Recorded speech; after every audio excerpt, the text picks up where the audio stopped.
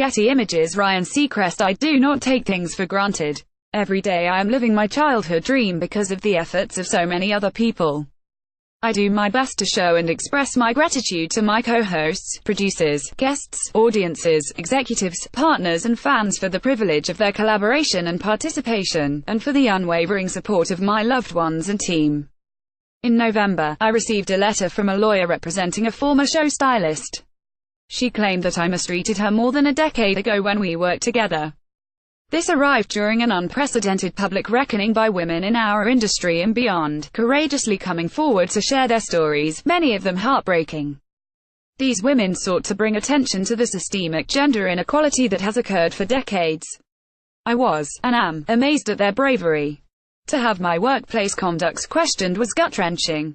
I've always aimed to treat all of my colleagues with honesty, respect, kindness and compassion. Yet, I knew, regardless of the confidence I had, that there was no merit to the allegations. My name would likely soon appear on the lists of those suspected of despicable words and deeds.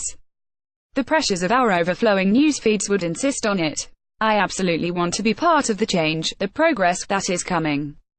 I did not want to be a postscript of evidence of its cause. After sharing the letter with the network, I publicly denied the claims against me, and agreed to participate in any inquiry the network deemed appropriate. On Feb. 1, I received notice that an independent third party found the claims to be unsubstantiated and that there was no evidence of wrongdoing on my part.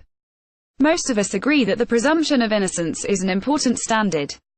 We are taught early on that it's essential to see all sides, to give everyone a chance to explain and to check for exculpatory evidence that may have been missed.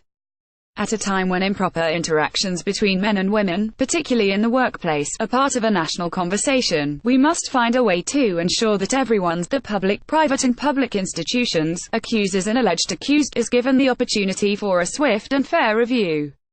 My job is to listen. Beyond listening, which I will continue in earnest, I also will ask questions and try to help voices be heard. It isn't lost on me that my platforms, radio, TV, social media, can be powerful conduits for change. We all have the right to be treated equally, regardless of our gender, race, faith, ethnicity, sexual orientation, gender identity or other status. We find ourselves in extraordinary times in American culture. We with near constant change, disruption and public discourse. I realize the morals and values, the decency, we've perhaps taken for granted, individually and as citizens of the world, are in question. Worse, at risk. I do not take these things for granted. Ryan Seacrest is an award-winning TV radio host, producer and creative entrepreneur.